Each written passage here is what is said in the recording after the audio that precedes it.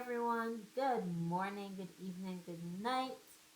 This is Dr. Lana, specialist gerontologist. Welcome to Lana's Little Things, where we talk all things about living agelessly, entrepreneurship, bridging family gaps, generational gaps, just life itself, and of course, family caregiving, especially. But today, what I wanted to talk about is the concept of toxic positivity. Hmm. Positivity and toxicity don't seem as though they should be together, do they? However, we've been hearing a lot of that for the moment. So I thought, you know what? We just see how we can find a way to navigate through this particular, vibe. We'll talk about that some more, as well as obviously what it is and why you might be feeling that way. Whether you are doing caregiving and you're absolutely stressed and just maybe not seeing the light at the end of the tunnel, shall we say? Or you're an entrepreneur like myself. You started your own business, things are going, maybe. But there's always those times, whether you are an entrepreneur or not, when you have bad days. And what you hear coming towards you is just think positive. So no matter what it is, just do the positive and don't think about the negative. So am I saying that positive thinking is a bad thing? No, of course not. But there is a place for all of our emotions. And when positivity becomes toxic is when you are asked to dismiss or ignore those other feelings. We are a mix of all emotions. And also recently, I haven't watched Inside Out 2 by Pixar. I mean, we will get there as well. Those of you who've seen it, you know what I'm talking about. Those of you who haven't, please go. It's already been out, so I think I can speak freely on this. I'm also reading this wonderful book called When Everything Changes, Change Everything. It's just changing my life, I can tell you. These things are just changing all the time. That's by Neil Donald Walsh. I'll leave all the links in the description box below so you can check out any of these things you want to. There's also this wonderful channel by Psych to Go. I'm going to leave that as well. So what they talk about, and the writing from Healthline, which I found very helpful, and I hope you do too. You can always let me know what your strategies are. Let's talk first about what is toxic positivity. So that, from the meeting and all the research that I was seeing, is that sense where, or the assumption that you think, well, a positive mindset, everything is fine, everything is okay, I'll get through this, this is what's going to happen, I'm a positive person, I'm not going to dwell on the negatives, and I'm going to just plow through no matter what my feelings are. I'm going to plow through, and I'm going to just be happy all the time. First, does that even sound realistic? If we acknowledge our feelings, which are there, is it better? Think of it. If you feel acknowledged, you feel validated, would acknowledging your feelings be better? On the corollary, would dismissing your feelings be better? Well, it just doesn't sound right. And so that's why positivity, or when positivity can become toxic. So some things like you may lose your job, or you're in caregiving and it is just wearing you out and you can't see anywhere way forward. Or you're in a high intense work environment. So as a doctor, my fellow doctors, you know how it is. But anyone who's working in a high stress environment, and believe me, that could be all places. If you feel as if anytime something's happening, or major, either with your relationships, with your health, with your job, the major things, right? then how, where's the place where negativity, where toxic positivity comes in? Family members, friends, co-workers, and maybe and ourselves in our minds say, you know what, just beef it up. It could be worse. Have you heard that before? uh, One day at a time, don't worry, things will be fine. You're going to be calm, all is well, everything is good, I have no worries. I can be concerned, but I'm not worried. Everything's great. I've got faith. Those of you who have a belief in a higher power than self, I need to just rely on my supreme being, on God, and that's it, and I'll be fine.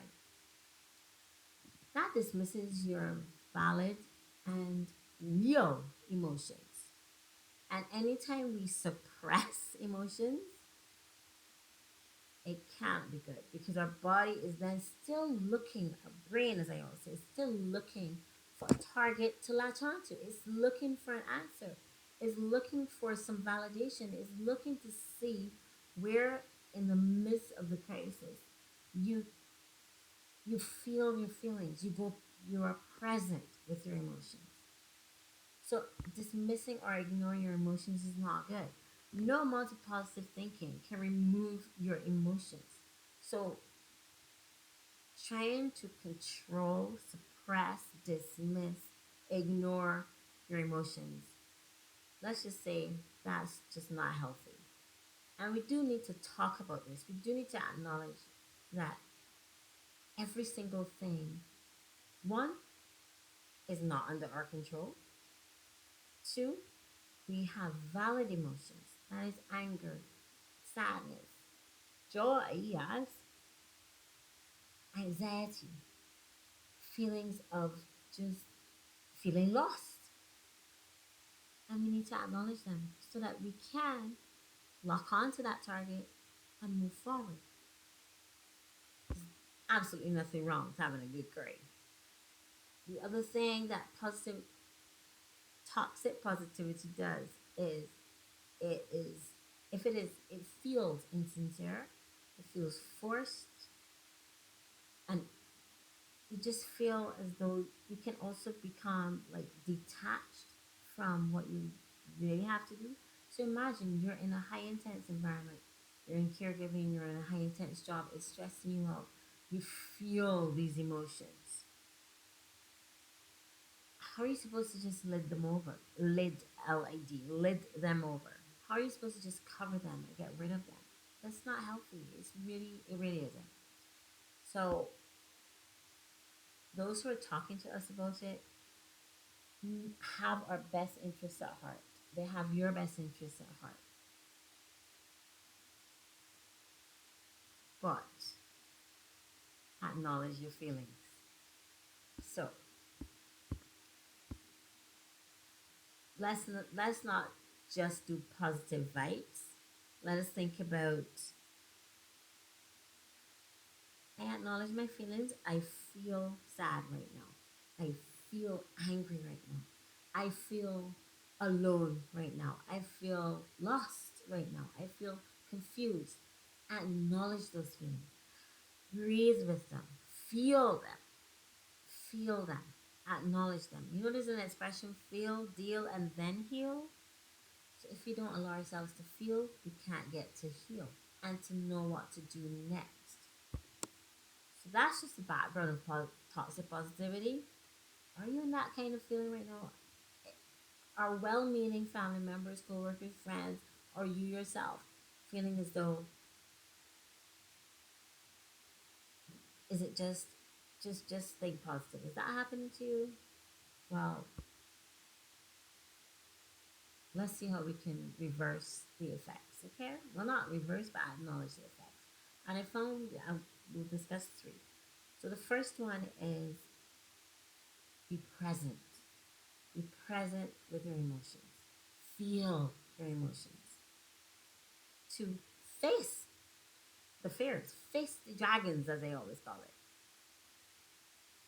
Face them. Many, almost always, whatever you face, look, it's not confront, not with an angry mindset, but acknowledging and facing and understanding.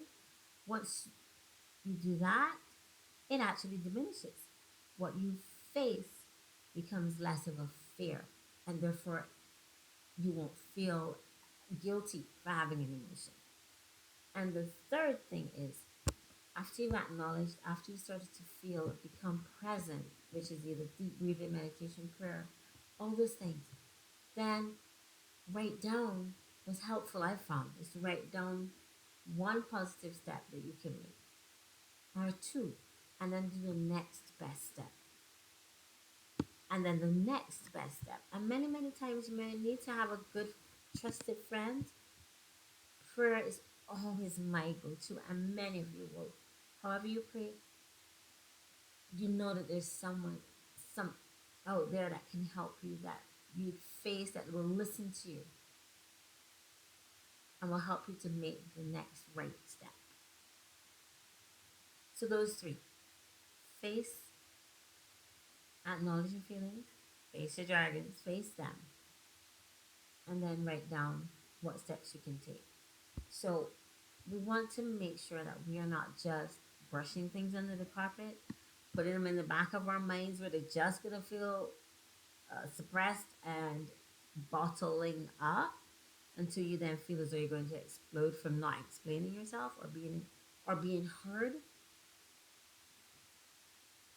Let's take it away from that for a minute, deal, and then you can heal. So I hope you found this helpful. Remember, we are not to make this life alone. We are not designed to be alone. We're not designed to be little cubicles. We're designed within an entire mingling of groupings, family, society, friends, and we need to be there for each other. So instead of just positive vibes and blocking and just putting on a mask of a face, acknowledge your feelings, talk to a friend, pray, and then we go from there. So from my heart to yours, feel feel the feelings, face the dragons, write down what's happening, and never ever ever ever ever feel guilty for having a real emotion. All your emotions are valid. So we'll talk later. This is number 171. It's just amazing chatting. Feel free to subscribe, tell a friend. The more insights that I found, trust me, we all need to be each other's keeper at this point in time, don't we? Dr. Lana signing out. Good morning, good evening, good night. Take good care, and I'll see the links below. Press notification bell for the next one. See you next week. Bye.